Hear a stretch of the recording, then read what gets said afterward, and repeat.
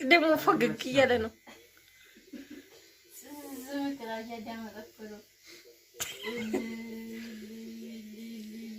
የዲመሩ ወይኔ ፍቅር ተመስጧል።